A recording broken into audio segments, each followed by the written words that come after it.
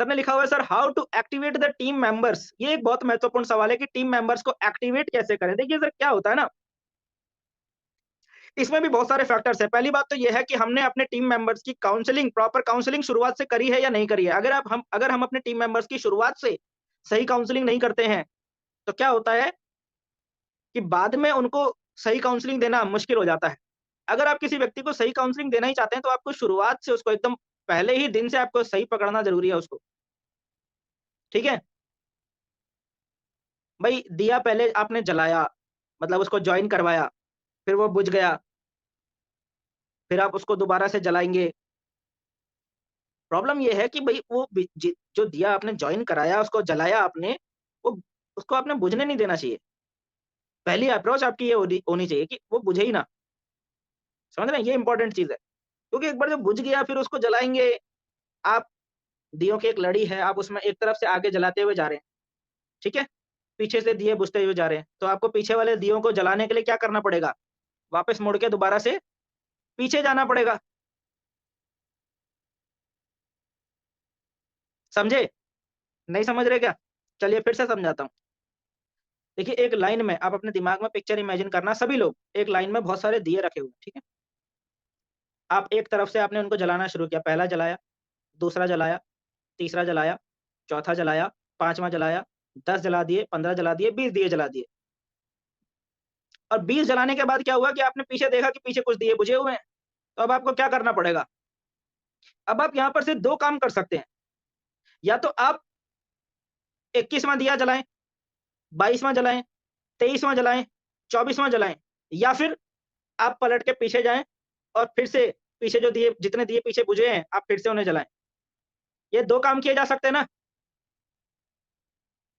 अब यहाँ पर एक प्रॉब्लम है, अगर आपने अपने आप में सुधार नहीं किया, ये 20 दिए जलाने की जो प्रोसेस थी आपकी, अगर आपने अपनी इस प्रोसेस को ठीक नहीं किया, तो आगे आप 21वाँ, 22वाँ, 23वाँ, 24वाँ, 25वाँ जो दिया जलाएँगे, वो भी बुझेंगे, इस बात की गारंटी है। समझे? लेकिन अगर आप पीछे पलटे और पीछे पलट के आपने अपने में सुधार नहीं किया, आपने फिर से वही गलती करी और दोबारा से आपने जलाया आपने फिर से उस दिए दिए को, पहला दिया, दूसरा दिया, तीसरा दिया, लेकिन आपने अपने तरीके में कोई चेंज नहीं लाया, दिया जलाने के तरीके में, तो वो दिया फिर बुझेगा। और आपको सफलता के लिए 10,000 दिए जलाने थे। आप वही शुरुआत के 20, 25, 30, 50 दियों में उलझ जाओगे, ज़िंदगी भर के लिए। समझ में आई क्या मेरी बात? क्योंकि आप जलाते रहोगे, वो बुझते रहेंगे, आप जलाते रहोगे, आप बुझते रहेंगे। आप चाहोगे कि मैं जाऊँ और उस 21वें दिए को जलाऊँ, 22वें दिए को जलाऊँ, 25वें को जलाऊँ, 50 की टीम बनाऊँ, 100 की टीम बनाऊँ, आप चाहोगे, लेकिन आप उलझ चुके होगे उन्हीं को जलाने में। क्यों? ऐसा क्यों हो रहा है? क्योंकि हम अपने ढांचे को नहीं सुधार रहे, हम अपना तरीका नहीं सुधार रहे, हम अपनी आदतों को नहीं सुधार रहे, हम अपना तरीका नहीं सुधार रहे, हम अपने काम करने के तरीके को नहीं सुधार रहे।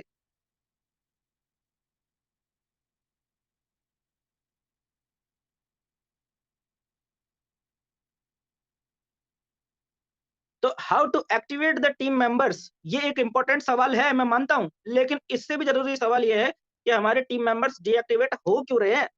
पहले मैं उसको तो देखूं।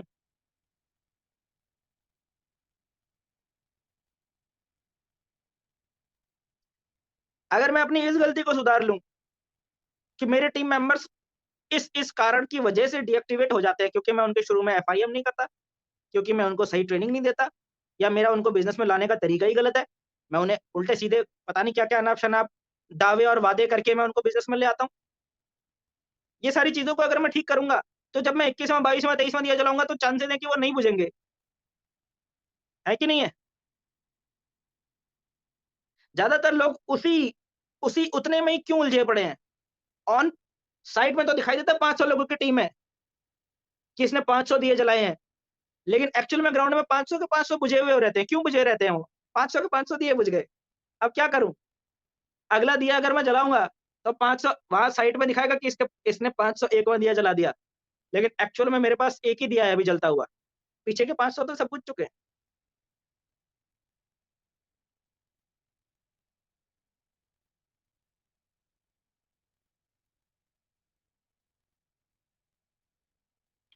समझ गए? नेटवर्क मार्केटिंग में इसीलिए ये चीज़ बार-बार बोली जाती है कि नेटवर्क मार्केटिंग दूसरों को कन्विंस करने का बिज़नेस नहीं है। नेटवर्क मार्केटिंग खुद कन्विंस होने का बिज़नेस है। नेटवर्क मार्केटिंग दूसरों को बेहतर करने का बिज़नेस नहीं है। नेटवर्क मार्केटिंग खुद पहले से बेहतर होने का बिज़नेस है। नेटवर्क मार्केटिंग दूसरों को सिखाने का बिज़नेस नहीं है एक्चुअली। ये खुद सीखने का बिज़नेस है। क्योंकि खुद सीखते-सीखते हम इस बिज़नेस के अंदर में ऐसे व्यक्ति बन जाते हैं कि लोग हमको फ़ॉलो करते हैं। लोग हमें आदर्श मानने लग जाते हैं। लोग हमारे पद चिन्हों पर चलना शुरू कर देते हैं। कि हाँ, ये व्यक्ति इस तरीके से काम करके सक्सेस हो रहा है, तो मैं भी इसको फ़ॉलो करके इसके तरह मैं भी सक्सेस होता हूँ। तो ये उस तरह का बिज़नेस है। ठीक है? राजकिशोर कुंभार जी का एक क्वेश्चन यहाँ पर शुरू में आया था, सर ने लिखा हुआ था सर कि अपलाइन डाउनलाइन को चीट करते हैं। पैसे माँगते हैं 50,000 से 1 लाख तक भी पैसे माँग लेते हैं बट रिटर्न करते नहीं हैं। और कभी-कभी तो 3 लाख तक भी इन्वेस्ट करवा लेते हैं और फिर गायब हो जाते हैं। क्या बात है सर! क्वेश्चन सर का समझ में आया? कि अपलाइन डाउनलाइन को चीट करते हैं। एक बात मुझे बताइए कि एक कॉमन सेंस नाम की चीज़ होती है कि नहीं होती है? हमें देखो अपलाइन्स को, सीनियर्स को, सिस्टम को फॉलो करना चाहिए। ये एक अच्छी बात है, फॉलो करना चाहिए क्योंकि जब तक आप फॉलो करेंगे नहीं, तब तक आप सीखेंगे नहीं। हम भी यहाँ पर यही चीज़ बताते हैं कि भई जो फॉलो नहीं करना जानता, वो सीख नहीं सकता। लेकिन एक होता है फॉलो करना और दूसरा होता है ब्लाइंडली फॉलो करना। समझ रहे हैं? तो जो लोग ब्लाइंडली फॉलो कर रहे होते हैं, ऐसे अपलाइन्स को जो अपलाइन खुद ही एथिकल तरीके से काम नहीं करता। तो जब हम ऐसे अपलाइन्स को ब्लाइंडली फॉलो करते हैं, जो अपलाइन्स एथिकल तरीके से काम नहीं कर रहे हैं, तब हमारे साथ में ये दिक्कत आती है। क्योंकि अपलाइन को करना होता है अपना टारगेट कंप्लीट, है ना? भाई इतना पीवी, इतना बीवी, इतना होना चाहिए तभी जाके मेरा वो लेवल क्वालीफाई होगा, वो कार आएगी, वो ट्रिप अचीव होगा। अब उसके लिए वो अकेले तो कर नहीं सकता, तो वो प्लान बनाते हैं बैठकर कि भई इतना-इतना इस लेग से इतना, इस लेग से इतना, ये वाला ग्रुप इस शहर में, ये वाला ग्रुप काम कर रहा है, इस शहर से अगर इतना बिज़नेस आ जाता है तो ठक, ठक, ठक, ठक, ठक, ठक ये लेवल ऐसे क्वालीफाई हो जाएँगे। तो उनकी अपनी एक प्लानिंग होती है ना? और वो अपनी प्लानिंग के अनुसार आपसे बात कर रहे होते हैं। लेकिन हम क्योंकि ब्लाइंडली फॉलो कर रहे होते हैं एज़ अ बिगिनर, तो हम बोलते हैं चलो ठीक है। सामने वाला कहता है यार 50 लाख का 50,000 का 1 लाख का स्टॉक उठा ले, बाद में निकालते रहेंगे कोई दिक्कत नहीं है, बाद में रिटेल करते रहेंगे और हम बोलते हैं चलो ठीक है, अपलाइन ने बोला तो अपलाइन रिटेल करवा ही देगा। ऐसा होता नहीं है। डायरेक्ट सेलिंग बिज़नेस पहली बात तो जो आप कहते हैं ना इन्वेस्टमेंट का बिज़नेस है ही नहीं। Direct selling business is not about investment. Direct selling business किया ही इसलिए जाता है ताकि हमें लाखों रुपए इन्वेस्ट करके ट्रेडिशनल मार्केट में ना जाना पड़े। इसलिए किया ही तो इसलिए जाता है ना, ये तो फीचर है इस बिज़नेस का कि यहाँ पर हमको लाखों, हज़ारों, 50,000, 1 लाख, 2 लाख, 5 लाख की इन्वेस्टमेंट नहीं करनी पड़ती। यही तो फीचर है इस बिज़नेस का। तो हम जब नेटवर्क मार्केटिंग के बेसिक्स को जानते नहीं हैं, तब हमारे साथ में ये होता है। तो सर इसमें ना उस अपलाइन की भी गलती है, जो अपलाइन अनएथिकल तरीके से आपसे बल्क बाइंग करवा रहा है, उसकी तो गलती है ही है। लेकिन उसके साथ-साथ गलती हमारी भी है कि हम भी ब्लाइंडली अप ऐसे डायरेक्ट अपलाइन को फॉलो कर रहे हैं। डायरेक्ट अपलाइन ज़रूरी नहीं है कि आपका डायरेक्ट अपलाइन ही इस बिज़नेस के अंदर आपका मेंटर हो, ये ज़रूरी नहीं है। यानी कि मेरे कहने का मतलब ये है कि ज़रूरी नहीं है कि जिस व्यक्ति ने आपको इस बिज़नेस के अंदर जॉइन करवाया है, वही व्यक्ति आपको इस बिज़नेस में ऊपर लेकर जाए और वही आपको इस बिज़नेस की सही जानकारी दे रहा होगा, ऐसा ज़रूरी नहीं है इस बिज़नेस के अंदर में। तो आपको अपनी आँखें खुली क रखने की ज़रूरत है। एक एक मंत्र है, एक मूल मंत्र है, सिर्फ़ 2 शब्द का एक मूल मंत्र है, उस मूल मंत्र को अपने पल्ले बाँध लो। अगर आपको ज़िंदगी में किसी भी कंपनी के अंदर आप काम कर रहे हो और अगर आपको एमएलएम बिज़नेस के अंदर में, डायरेक्ट सेलिंग बिज़नेस के अंदर में, नेटवर्क मार्केटिंग बिज़नेस के अंदर में अगर आपको सक्सेस होना है, तो ये 2 शब्द का एक मूल मंत्र है, इसको पल्ले बाँध लेना और वो मूल मंत्र है सिस्टम फर्स्ट। क्या मूल मंत्र है? मूल मंत्र है सिस्टम फर्स्ट। आपने ब्लाइंडली अपने स्पॉन्सर को फॉलो नहीं करना है, बल्कि आपने डायरेक्ट सेलिंग बिज़नेस के अंदर में कंपनी के सिस्टम को फॉलो करना है। क्या किसी कंपनी की ट्रेनिंग के अंदर ऐसा बोला जाता है क्या? कि इतने का सामान खरीद लो, उतने का सामान खरीद लो, 3 लाख, 5 लाख की इन्वेस्टमेंट कर लो। मुझे तो नहीं पता ऐसा किसी भी कंपनी के ट्रेनिंग सेशन में ऐसा बताया जाता हो।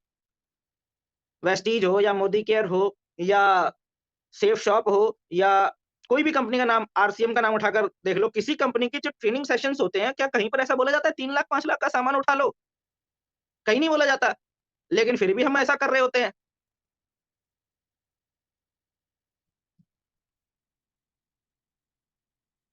तो ये हमारी गलती है, ठीक है? आपको अमीर बनाना आपकी ज़िम्मेदारी है। आपको अमीर बनाना किसी और की ज़िम्मेदारी नहीं है। अपने दिमाग से फितूर निकाल दो। जो भी आदमी इस बिज़नेस के अंदर आया है ना, प्रैक्टिकल और एकदम सीधी साफ स्पष्ट बात ये है कि हर इंसान इस बिज़नेस के अंदर अपने आप को अमीर बनाने के लिए आया है। अपने लेवल्स, उसकी हर एक एक्टिविटी अपना लेवल्स क्वालीफाई करने के लिए, अपने आप को कंपनी के टॉप लेवल पर ले जाने के लिए होती है हर व्यक्ति की एक्टिविटीज़। अब इसमें से कुछ लोग एथिकल तरीके से ये चीज़ें एक्टिविटीज़ कर रहे होते हैं, कुछ लोग अनएथिकल तरीके से कर रहे होते हैं। आपकी लाइन ऑफ स्पॉन्सरशिप में भी ऐसे बहुत सारे लोग हो सकते हैं, जो हो सकता है अनएथिकल तरीके से अपना लेवल अपग्रेड करने के लिए एक्टिविटीज़ करते हों ग्राउंड के अंदर, उसी तरह की बातें करते हों, उसी तरह की बातें बताते हों। तो आपको उन लोगों को पहचान के उनसे दूरी बनानी पड़ेगी। कुछ लोगों के खराब होने से पूरी इंडस्ट्री खराब नहीं हो जाती है। कुछ लोगों के बम फोड़ देने से कुछ लोगों के बम फोड़ देने से क्या पूरी की पूरी कोई धर्म या कोई कौम या कोई पर्टिकुलर कम्युनिटी आतंकवादी घोषित हो जाती है क्या? नहीं ना। तो ऐसे ही यहाँ पर भी है। तो कुछ लोगों के खराब होने से पूरी की पूरी इंडस्ट्री खराब नहीं हो जाती। तो उस चीज़ को ख़्याल रखना पड़ेगा आपको। और ये 3 लाख 5 लाख का इन्वेस्टमेंट, इतना इन्वेस्टमेंट करना है तो कुछ और कर लो। फिर तो आपके सामने बहुत सारे इन रास्ते खुल जाते हैं। नेटवर्क मार्केटिंग नेटवर्क मार्केटिंग में सफलता लाखों करोड़ों रुपए के इन्वेस्टमेंट से नहीं मिलती है। लाखों लोगों का डिस्ट्रीब्यूशन सिस्टम क्रिएट करने से बनती है। फिर चाहे आपकी आपकी कंपनी में आपने अपना नेटवर्क बनाया हो, लोगों को 10-10 हज़ार से एंट्री करवा के आपने अपना डिस्ट्रीब्यूशन नेटवर्क बनाया है, या आपने 1-1 लाख रुपए से लोगों को जॉइन करवा के अपना डिस्ट्रीब्यूशन नेटवर्क बनाया है, मायने रखता है एक चीज़, आपका डिस्ट्रीब्यूशन नेटवर्क, यानी कि आपकी टीम कितनी ज़्यादा कारगर है, आपकी टीम कितनी ज़्यादा दमदार है, आपकी टीम कितनी ज़्यादा एक्टिव है, आपकी टीम कितनी ज़्यादा सेल और रीपर्चेज़, सेल, ये सारी एक्टिविटीज़ आपकी टीम में कितनी ज़्यादा हो रही हैं, वो आपके सक्सेस का रेशियो डिफाइन करता है इस बिज़नेस के अंदर में। आपने कितने का इन्वेस्टमेंट किया है, 50 लाख की बल्क बाइंग करके रख ली है या 50 करोड़ की बल्क बाइंग करके रख ली है, उससे आपका सक्सेस का कोई लेना-देना नहीं है इस बिज़नेस के अंदर में, ठीक है? समझ गए सर? चलिए, आगे चलते हैं इसके अंदर में। अगला क्वेश्चन।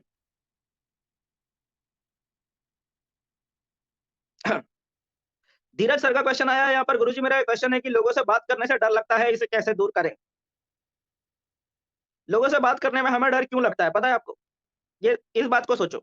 ये मत सोचो कि सर मुझे ये काम करने में डर लगता है। आप ये सोचो कि मुझे ये काम करने में डर क्यों लगता है? ऐसे बहुत सारे काम होंगे जिनको करने में आपको डर बिल्कुल नहीं लगता होगा।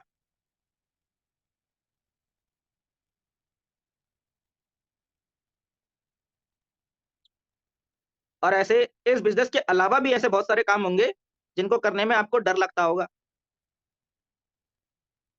है ना? किसी को पानी में कूदने से डर लगता है, किसी को, जैसे मैं हूँ, मेरे को ऊँचाई से डर लगता है भई, है ना? मेरे को पानी से डर नहीं लगता। पानी में कूदा दो मेरे को, कोई दिक्कत नहीं है, ठीक है? लेकिन मुझे ऊँचाई से डर लगता है। ऐसे कुछ लोग होंगे, उनको ऊँचाई से डर नहीं लगता होगा, उनको पानी से डर लगता होगा, है ना? सर, मेरे को सर लोगों से बात करने में डर लगता है, ऐसा आप कह रहे हैं, इसे कैसे दूर करें? लोगों से बात करने का जो डर है, ये एक्चुअल में क्या है ना, कम्युनिकेशन के अंदर आता है। लोगों से बात करना यानी कि लोगों को अप्रोच करना, है ना? ये आता है कम्युनिकेशन के अंदर, और कम्युनिकेशन क्या होती है? एक स्किल होती है। बहुत ध्यान से समझना दोस्त, कम्युनिकेशन होती है एक स्किल, और दुनिया की किसी भी स्किल के अंदर मास्टरी करने का सिर्फ़ और सिर्फ़ एक ही तरीका है,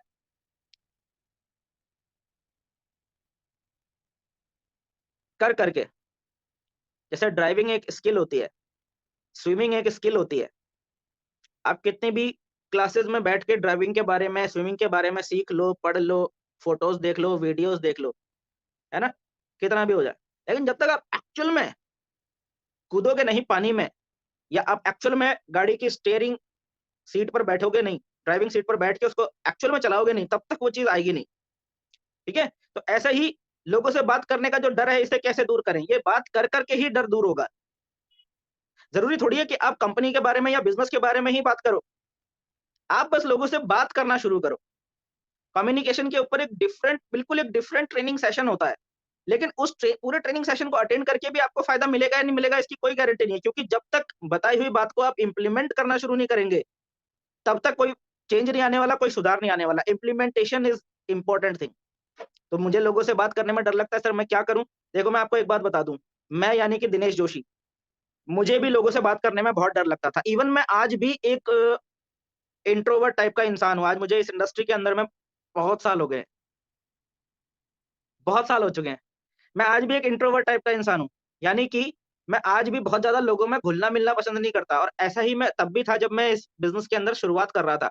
लेकिन मुझे ये बात बहुत जल्दी समझ में आ गई थी कि लोगों से बात ना कर पाने की जो मेरी समस्या है ना, ये समस्या मेरी सक्सेस के रास्ते में सबसे बड़ा रोड़ा बनने वाली है। तो मैंने सबसे पहले इसी के ऊपर काम किया था। मैंने लोगों से बात करना शुरू कर दिया था। मैं लोगों से बात करता गया, करता गया, करता गया, करता गया, करता गया, करता गया।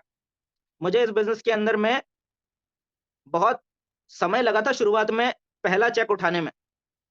मुझे नहीं लगता इस सेशन के अंदर में ज़्यादातर लोग ऐसे होंगे जिनको मुझसे बहुत कम समय लगा होगा इस बिज़नेस के अंदर में पहला चेक उठाने में। मुझे 6 महीने लगे थे इस बिज़नेस के अंदर में पहला कमीशन चेक लेने में ₹835 का। 6 मंथ। और उस 6 मंथ के अंदर मैं क्या कर रहा था? मैं अपनी यही जो प्रॉब्लम है, लोगों से बात करने में मुझे डर लगता था, मैं इस प्रॉब्लम से अपने आप को बाहर निकाल रहा था। देहरादून में जब मैंने अपना काम स्टार्ट किया था ना, मुझे अपने मकान मालिक का नाम भी नहीं पता था। मुझे वहाँ रहते-रहते 6 महीने से ज़्यादा हो गए थे, मुझे मकान मालिक का नाम तक नहीं पता था। मैं इस टाइप का इंसान था। तो ये ऐसा नहीं है कि ये आपके साथ ही है, लेकिन आपको ये समझना पड़ेगा कि क्या आपके आपके अंदर इस बिज़नेस को लेकर वो सीरियसनेस है कि नहीं है? ये ज़्यादा इम्पोर्टेंट चीज़ है। अगर आपके अंदर इस बिज़नेस को लेकर वो सीरियसनेस है, तो आप इस बिज़नेस में सक्सेस हो जाएँगे, कोई दिक्कत वाली बात नहीं है। है ना? लोगों से बात करने में डर लगता है, तो आपको लोगों से ज़्यादा से ज़्यादा लोगों से बात करने की ज़रूरत है। ज़रूरी नहीं है कि आप कंपनी के बारे में या बिज़नेस के बारे में ही लोगों से बात करें। आप लोगों से बात करना शुरू करो। उनकी प्रॉब्लम्स के बारे में तो बात कर सकते हैं ना। ज़रूरी नहीं है कि आप उनको उनकी प्रॉब्लम्स के सॉल्यूशन के बारे में उनसे बात करें। आपके पास सामने वाले के हर प्रॉब्लम का सॉल्यूशन होना ज़रूरी नहीं है और लोगों को लोगों को सिर्फ़ सॉल्यूशन बताने वाले लोग नहीं चाहिए। लोगों को ऐसे लोग भी चाहिए, जो भले ही उनको सॉल्यूशन ना बता पाएँ, लेकिन एट लीस्ट उनकी प्रॉब्लम तो ध्यान से सुन लें। क्योंकि यहाँ तो लोगों को अपनी प्रॉब्लम सुनाने के लिए ही लोग नहीं मिलते, है ना? तो आप लोगों से प्रॉब्लम सुनने के लिए भी बात कर सकते हो। लोगों की ज़िंदगी में बहुत सारी समस्याएँ चल रही हैं, उनको सुनने ज़रूरी नहीं है कि आपके पास उनका सॉल्यूशन ही हो। समझ में आ रहा है? जब हम पहले से अपना माइंड सेट करके जब हम सोचते हैं कि यार कि मुझे इसी बारे में ही बात करनी है, तब हमारा कॉन्फिडेंस गिर जाता है। मैं बिगिनर्स की बात कर रहा हूँ। जब बिगिनर्स ये सोच लेते हैं ना कि वो फलाना-फलाना पर्सन है और मुझे उससे बिज़नेस के बारे में बात करनी है, जाकर। मुझे अभी जाकर उससे बिज़नेस के बारे में बात करनी है। तो जब हम पहले से ये सोच रहे होते हैं कि मुझे उस फलाना पर्सन के पास जाना है इतने बजे और मुझे उससे बिज़नेस के बारे में बात करनी है, तो हमारा कॉन्फिडेंस गिर जाता है। बिगिनर्स की बात कर रहा हूँ ये। बिगिनर्स के साथ में ऐसा होता है और फिर उन्हें डर लगने लग जाता है, यार क्या ही बात करूँगा बिज़नेस के बारे में। बिज़नेस को साइड में रख दो थोड़ी देर के लिए, ठीक है? मुझे सिर्फ़ उस व्यक्ति से मिलना है, इसके बारे में बात करो, इसके बारे में सोचो। बात करने के बारे में सोचो ही मत, मिलने के बारे में सोचो। जब आप मिलने के बारे में सोचोगे तो सामने वाला अपने आप ही आपसे थोड़ी देर के बाद खुल जाएगा। जब लोग आपसे खुलने शुरू हो जाएँगे तब आप उनसे आसानी से बात कर पाएँगे। आपका भी कॉन्फिडेंस लेवल बढ़ेगा और उनका भी कॉन्फिडेंस लेवल बढ़ेगा। हम ये क्यों भूल जाते हैं कि अगर सामने वाला हमारे लिए स्ट्रेंजर है, तो हम भी तो सामने वाले के लिए स्ट्रेंजर हैं।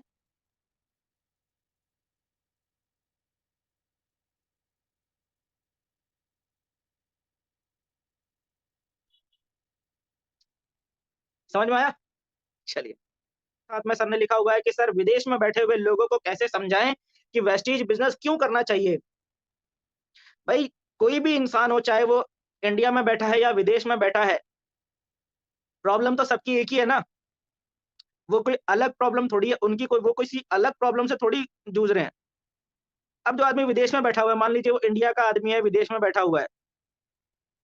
मान लीजिए इंडिया का आदमी है, विदेश में बैठा हुआ है। फैमिली उसकी इंडिया में है, बीवी, बच्चे, माँ-बाप सब इंडिया में हैं, वो बैठा हुआ है विदेश में। अब आप उसको क्या समझाएँगे ऐसा? सॉल्यूशन तो आपके सामने ही है ना, आपको सामने ही दिख रहा होगा कि भई क्या समझाया जाए इस आदमी को। वो विदेश में क्यों बैठा हुआ है अपनी फैमिली को छोड़कर? पैसा कमाने के लिए। तो उसको और क्या समझाने की ज़रूरत है हमको? एक ही चीज़ तो समझाने की ज़रूरत है कि जिस डॉलर को कमाने के लिए वो विदेश में जाके बैठा हुआ है, वही डॉलर वो अपने घर में बैठकर, अपनी फैमिली के बीच बैठकर कमा सकता है। उससे ज़्यादा कमा सकता है। यही तो समझाने की जरूरत है विदेश में बैठे हुए लोगों को। अब मान लीजिए कोई फॉरेनर ही है, वो इंडिया से उसका कोई लेना-देना नहीं है, वो फॉरेन में ही पैदा हुआ, फैमिली भी फॉरेन में ही है, वहीं रहता है, वहीं खाता-पीता है। तो पहले तो आपको उसकी लैंग्वेज आनी चाहिए, वो जिस लैंग्वेज में बात करता है। अगर आपको उसकी लैंग्वेज आती है तो बहुत अच्छी बात है, या फिर आपको यूनिवर्सल लैंग्वेज यानी कि जो इंग्लिश है वो आती है तो बहुत अच्छी बात है। प्रॉब्लम उसके साथ भी वही है, वो कोई अलग प्रॉब्लम से थोड़ी जूझ रहा है। भाई ईएसबीआई जो कैश फ्लो क्वाड्रेंट है, वो बताने वाला व्यक्ति कौन है? इंडिया का है क्या? नहीं ना, वो तो इंडिया से बाहर का व्यक्ति है। कई देशों में उस व्यक्ति का बिज़नेस है और वो हर देश में जाकर वो यही ईएसबीआई बताता है। गलत बोल रहा हूँ क्या? तो वो जो ईएसबीआई का जो क्वाड्रेंट है, कैश फ्लो क्वाड्रेंट जो है, वो जितना तार्किक और प्रासंगिक इंडिया के लिए है, उतना ही तार्किक और प्रासंगिक वो अमेरिका के लिए भी है, उतना ही तार्किक और प्रासंगिक वो जापान, चाइना, पाकिस्तान, नेपाल, बांग्लादेश सभी के लिए है। तो अगर वो है, तो इसका मतलब जो हमारी समस्याएँ हैं, वही उनकी भी समस्याएँ हैं। और वेस्टीज बिज़नेस क्यों करना चाहिए? वेस्टीज की ही अगर बात कर लें कि भई वेस्टीज बिज़नेस क्यों करना चाहिए? तो वेस्टीज एक ऐसे मॉडल पे चलता है, जो मॉडल ग्लोबली बहुत ज़्यादा एक्सेप्ट किया हुआ है।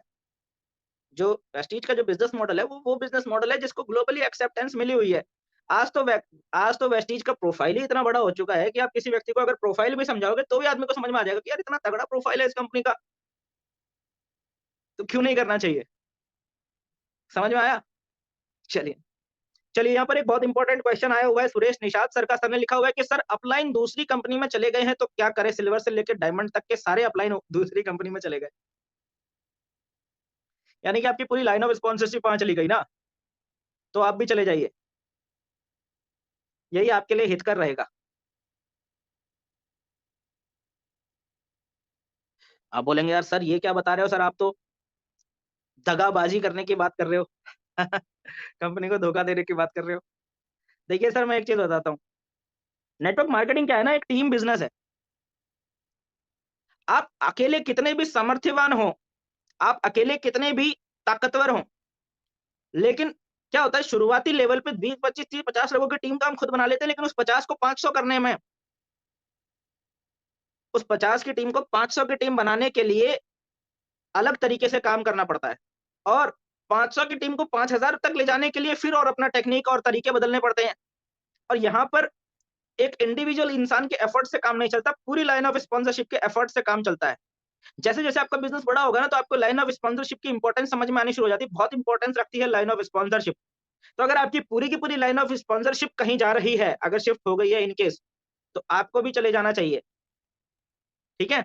लेकिन यहाँ पर एक दूसरा पॉइंट भी आता है कि हो सकता है कि आपका 1 या 2 अपलाइन, आपका डायरेक्ट स्पॉन्सर या फिर उनका डायरेक्ट स्पॉन्सर हो सकता है कंपनी छोड़कर चले गए हों, 1 या 2 अपलाइन, लेकिन उनके ऊपर के अपलाइन जो है कंपनी के अंदर ही हों।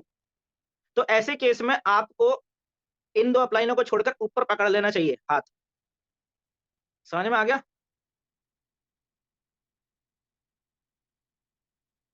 आप जिस थ्रेड से जुड़े हुए हो ना, आपको उस थ्रेड के साथ में जुड़े रहना है, ज़िंदगी भर। ये याद रखना है। ना तो आपने बागी बनना है कि पता चला खुद ही कंपनी चेंज करते बैठ रहे हैं, कभी ये कंपनी, कभी वो कंपनी, कभी वो कंपनी। ना तो आपने ऐसा करना है, ना ही आपने अपनी उस लाइन ऑफ स्पॉन्सरशिप का साथ छोड़ना है जिन्होंने आपको यहाँ तक पहुँचाया है। ये चीज़ें ख्याल रखनी है डायरेक्ट सेलिंग बिज़नेस के अंदर में।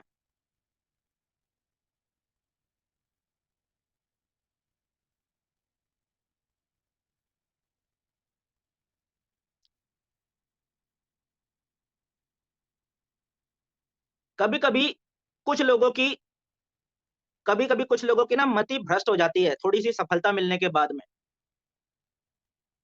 कभी-कभी कुछ लोगों की मति भ्रष्ट हो जाती है, थोड़ी-सी सफलता मिलने के बाद में। तो क्या करते हैं, मैं तो डायमंड बन गया जी, मैं तो डायमंड बन गया, अब मैं किसी की नहीं सुनूँगा, अब मैं किसी की नहीं मानूँगा, अब मैं ही अहम ब्रह्मास्मि कह देते हैं वो, अभी मैं ही हूँ जो हूँ। समझ में आ गया? तो वो आदमी फिर क्या है, वहाँ से उसका डाउनफॉल शुरू हो जाता है। कुछ लोगों की टोपाज़ में जाके खोपड़ी खराब हो जाती है, किसी की रूबी में जाके खोपड़ी खराब हो जाती है, किसी की सैफ़ायर में खोपड़ी खराब हो जाती है, किसी की सिल्वर लेवल पे खोपड़ी खराब हो जाती है। तो वो लोग कंपनी छोड़ के चले जाते हैं। लेकिन यहाँ इस केस के अंदर आप जो मुझे बता रहे हैं, आप बता रहे हैं कि आपकी अपलाइन दूसरी कंपनी में चले गए हैं, क्या करें? सिल्वर से लेकर डायमंड तक के सारे अपलाइन, सारे के सारे चले गए हैं दूसरी कंपनी के अंदर। तो ऐसे केस में आपने उनका साथ देना है, आपने उनके साथ रहना है, याद रखना। ठीक है? अगर समझदार हो तो। किसी भी ऐरे-गैरे, नत्थू-गैरे के कहने पर अपनी कंपनी बदल लेना, दूसरे प्लान में शिफ्ट हो जाना, ये मूर्खता है, किसी के भी कहने पर। लेकिन आपकी पूरी की आप देखो, आपकी पूरी की पूरी जो लाइन ऑफ स्पॉन्सरशिप है, वो अगर एज़ इट इज़ कहीं गई है, शिफ्ट हो गई है, तो आपको उनके साथ रहना है।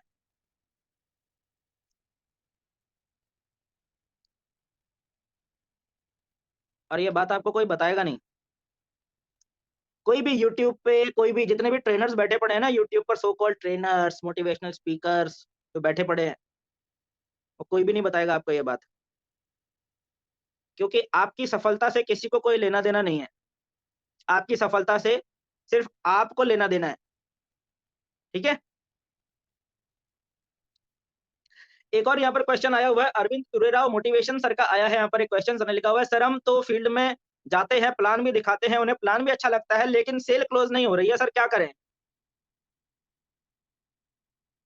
इसके बारे में हमने बहुत बार बात करी है एक्चुअल में। पहली बात तो ये सोचना बंद कर दो कि मैं बड़ा विशेष हूँ, मैं बहुत विशेष पैदा हुआ हूँ, मैं अलग ही तरीके से पैदा हुआ हूँ, ये सोचना पहले बात तो बंद कर दो। क्योंकि हम सब एक ही तरीके से पैदा हुए हैं, ठीक है? हो सकता है हम सब लोगों के ड्राइविंग लाइसेंस का नंबर अलग-अलग हो, हमारे ड्राइविंग लाइसेंस का जो रजिस्ट्रेशन नंबर है सबका अलग-अलग हो सकता है। लेकिन हम सब लोगों का ड्राइविंग लाइसेंस बनने का जो तरीका है, बना सबका एक ही तरीके से है ना? जैसे आधार कार्ड है, हम सब लोगों का आधार कार्ड नंबर भले ही अलग-अलग हो, है ना? लेकिन हम लोगों का जो आधार कार्ड जो बना है, जिस अथॉरिटी ने हम लोगों का आधार कार्ड बनाया है, सबका सेम है ना? तो पहली बात तो ये सोचना, पहली बात तो छोड़ दो कि मेरे साथ ये जो समस्या आ रही है, ये मेरे ही साथ आ रही है, ये और किसी के साथ आई नहीं होगी। ऐसा नहीं है पहली बात तो। ये मोस्ट कॉमन प्रॉब्लम है, सबसे सबके साथ ऐसा होता है। ऐसा किसी के साथ थोड़ी होता है कि अभी 100 लोगों को प्लान दिखाया और 100 के 100 लोग जॉइन हो गए, ऐसा किसी के साथ नहीं होता। शुरू में सबके साथ ऐसा ही होता है कि लोग फील्ड पर जाते हैं, लोगों को तो प्लान भी दिखाना नहीं आता, वो फील्ड में चले जाते हैं और फील्ड में जाकर उनको प्लान भी दिखाना नहीं आता है। कुछ भी अंड-बंड बोलते रहते हैं वो। कम से कम आपको प्लान तो दिखाना आता है। लोगों के साथ तो ऐसा होता है कि वो लोगों लोगों से मिलने जाते हैं और लोग उनको धुतकार देते हैं कि चल भाग यहाँ से। कम से कम लोग आपका प्लान तो सुन रहे हैं। कम से कम आपके द्वारा प्लान प्रेज़ेंटेशन जो आप लोगों को दिखा रहे हैं, कम से कम लोगों को अच्छा तो लग रहा है। समझ रहे हैं इस बात को? 8 stages of success in network marketing. Network marketing में सक्सेस की 8 स्टेजेस बताई हैं। किसने? हमने। और एक बार नहीं बताई हैं, कई बार बताई हैं। वीडियोज़ के फॉर्म में आपको चैनल के ऊपर हमारे मिल जाएँगी। 8 स्टेजेस होती हैं सक्सेस, नेटवर्क मार्केटिंग में सक्सेस होने के लिए 8 स्टेजेस होती हैं। ठीक है? और उसमें सबसे पहली स्टेज ये होती है कि जिसमें कोई भी आपकी सुन नहीं रहा होता है। आप उस स्टेज से ऊपर आ चुके हैं कि लोग आपकी सुन रहे हैं। ठीक है? लोग आपको सुन रहे हैं, लोग आपकी मान भी रहे हैं, लेकिन लोग जॉइन नहीं कर रहे हैं। तो आप प्राइमरी स्टेज से ऊपर उठ चुके हैं इस बिज़नेस के अंदर में। तो आपको इस बात को लेके खुश होना चाहिए कि मैं प्राइमरी स्टेज से ऊपर आ चुका हूँ इस बिज़नेस के अंदर में, कि लोग मेरा प्लान सुन तो रहे हैं कम से कम। अब आपने क्या करना है? अब आपने लोगों को प्लान सुनाते जाना है। आपकी इस समय ये स्ट्रैटेजी होनी चाहिए कि मैं ज़्यादा से ज़्यादा लोगों से मिलूँ, ज़्यादा से ज़्यादा लोगों को प्लान दिखाऊँ, ज़्यादा से ज़्यादा लोगों तक अपने कंपनी के बिज़नेस प्लान को लेकर जाऊँ। इस समय ये आपकी अप्रोच होनी चाहिए। और साथ में आपको एक मेथड अपने बिज़नेस के अंदर इम्प्लीमेंट करना पड़ेगा जिसको कहते हैं पीएफसी मेथड। नोट कर लीजिएगा, सभी लोग लिख लीजिएगा, उसको कहते हैं पीएफसी मेथड। पी का मतलब होता है प्लान, एफ का मतलब होता है फॉलो अप, सी का मतलब होता है क्लोजिंग। अपना डेली का एक ट्रैक रिकॉर्ड बनाइए आप। पीएफसी रिपोर्ट कहते हैं जिसको। क्या कहते हैं? पीएफसी रिपोर्ट कहते हैं। बहुत ध्यान से समझ लेना बात को। पी का मतलब होता है प्लान। आपने आज कितने प्लान किए, वो आपको डेली लिखना है। आपने आज कितने फॉलो अप किए, वो आपको डेली लिखना है। और आज कितनी क्लोजिंग हुई, वो आपने डेली लिखना है। मान लीजिए जैसे मैं आज दिन भर घूमा, मैंने 4 लोगों को प्लान दिखाया, 2 लोगों का फॉलो अप किया, क्लोजिंग एक भी नहीं हुई, तो मेरी आज की पीएफसी रिपोर्ट क्या बनेगी? 420। क्या बनेगी? आज की मेरी पीएफसी रिपोर्ट क्या बनेगी? 420। मैंने 4 लोगों को प्लान दिखाया, 2 लोगों का फॉलो अप किया, क्लोजिंग एक भी नहीं हुई, 0। ठीक है? अब सेम काम मैं कल करूँगा, 4 लोग कुछ लोगों को प्लान दिखाऊंगा, कुछ का फॉलोअप करूंगा, कुछ का क्लोजिंग करने की कोशिश करूंगा और फिर शाम को डेली रिपोर्ट बनाऊंगा। मान लीजिए मैंने कल के दिन में 3 लोगों को प्लान दिखाया, 4 लोगों का फॉलोअप किया, एक भी क्लोजिंग नहीं हुई। 3 लोगों को प्लान दिखाया, 4 का फॉलोअप किया, क्लोजिंग एक भी नहीं हुई। तो मेरी कल की रिपोर्ट क्या बनेगी? 3-4-0। तो इस तरीके से आपको अपनी डेली की रिपोर्ट बनानी है। तो उसमें आपको दिखाई देगा कि सर देखिए, आपको डेली दिखाई देगा कि यार पी भी हो रहा है, एफ भी हो रहा है, लेकिन सी 0 हो रहा है, यानी कि क्लोजिंग नहीं हो रही है। तो दिक्कत क्लोजिंग में आ रही है। अब ये जो रिपोर्ट आपने बनाई, ये रिपोर्ट आपने अपने अपलाइन को दिखानी है। अपलाइन जब आपकी इस रिपोर्ट को देखेगा, हमें प्लान, फॉलोअप, क्लोजिंग, बंदा क्लोजिंग में गड़बड़ कर रहा है, तो आपका अपलाइन आपको क्लोजिंग से रिलेटेड ट्रेनिंग देगा और सिर्फ थ्योरेटिकल ट्रेनिंग नहीं देगा, प्रैक्टिकल ट्रेनिंग देगा। क्लोजिंग में आप जिन लोगों का उस समय आप फॉलोअप कर रहे होंगे, आपके साथ कुछ फॉलोअप में आपका अपलाइन जाएगा और वो क्लोजिंग करके देगा आपको। 2, 4, 5 क्लोजिंग वो निकाल कर देगा। ये आपके अपलाइन की ड्यूटी बनती है। वो आपको दिखाएगा कि हम भी देख ऐसे करते हैं क्लोजिंग। यहाँ पर तुम ये गलती कर रहे हो, इस फॉलोअप में तुम ये गलती कर रहे हो, यहाँ पर आप ये गलती कर रहे हो, इसको आप अगर इस तरीके से ना करके ऐसे कर लोगे, तो आपकी क्लोजिंग ऐसे सक्सेस निकलेगी। ये अपलाइन का रोल होता है। तो ये आपने अपनी पीएफसी रिपोर्ट बनानी है और अपने अपलाइन को दिखानी है। अपने पूरे बिज़नेस की जानकारी आपने अपने सीनियर अपलाइन को दिखानी है। वो अपलाइन जो एक्चुअल में ग्राउंड में काम कर रहा है, वो अपलाइन नहीं खाली जो बातें कर रहे हैं, जो खाली मोटिवेशनल पेप टॉक देते रहते हैं, मोटिवेशन देते रहते हैं, ऐसे अपलाइन से आप थोड़ा दूर रहें। वो अपलाइन जो एक्चुअल में ग्राउंड में काम करता है, जो ग्राउंड में ही रहता है, प्लान भी दिखाता है, फॉलोअप भी करता है, क्लोजिंग भी निकाल रहा है, क्लोजिंग भी कर रहा है, डेली 2-2, 4-4 क्लोजिंग कर रहा है। ऐसे अपलाइन के साथ बैठो, अपने बिज़नेस को डिस्कस करो कि सर मैं ऐसे काम कर रहा हूँ, ऐसे काम करता हूँ, ये करता हूँ, ये करता हूँ, ये करता हूँ, ये करता हूँ, ऐसे प्लान दिखाता हूँ, ऐसे कपड़े पहनता हूँ, इस तरीके से लोगों को अप्रोच करता हूँ, ऐसे फॉलोअप करता हूँ। ये देखिए सर, ये मेरे फॉलोअप का ट्रैक रिकॉर्ड है, पूरा बताओ। फिर वो आपका अपलाइन आपको सॉल्यूशन देगा। आपके साथ ग्राउंड में 2-4 सारी क्लोजिंग करके नहीं देगा अपलाइन आपको कभी भी। हाँ, 1, 2, 3 क्लोजिंग हो सकता है वो आपको करने में मदद कर दे। लेकिन उसके बाद करना आपने खुद ही है।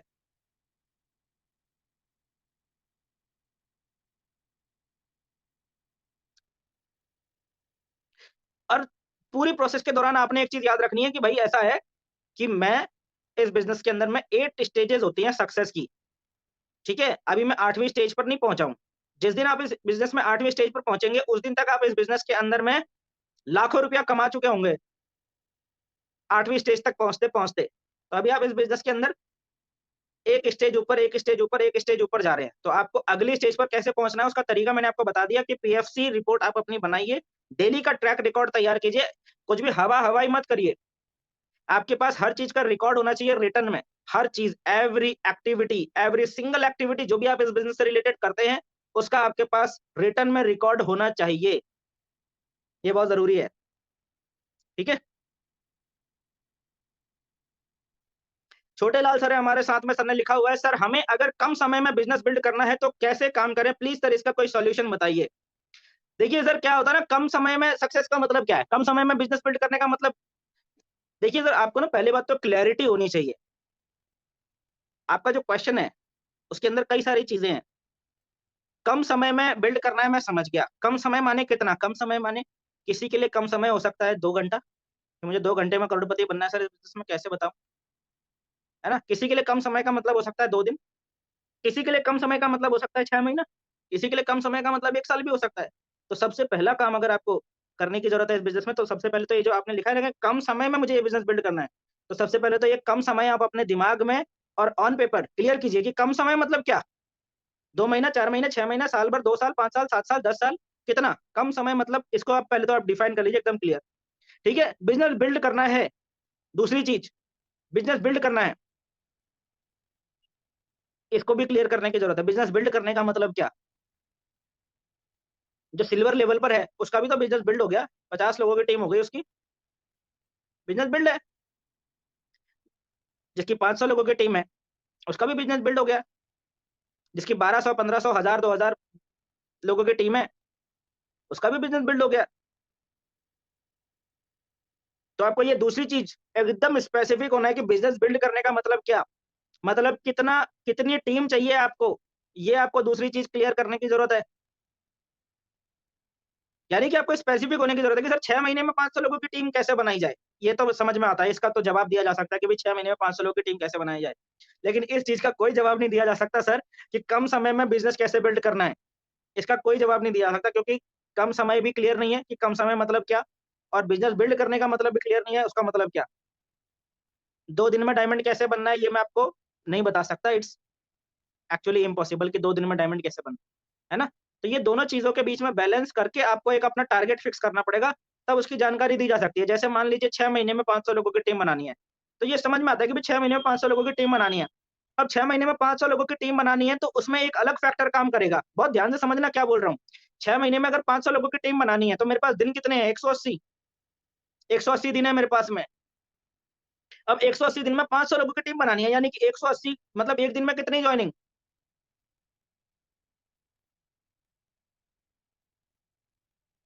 3।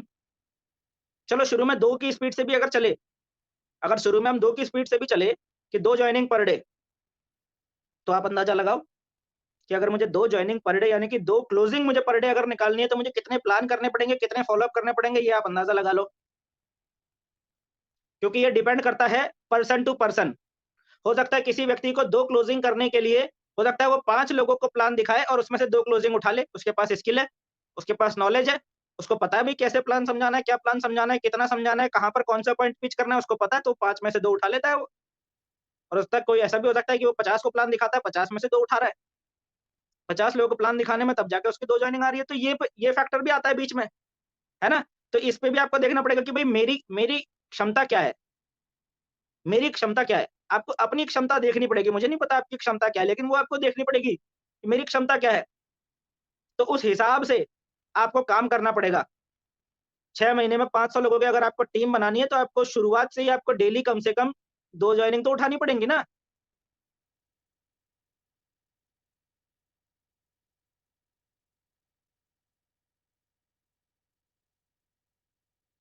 यही है तरीका। एक चीज़ मैं आपको बता दूँ, मोटिवेशन के दम पे काम नहीं होता है।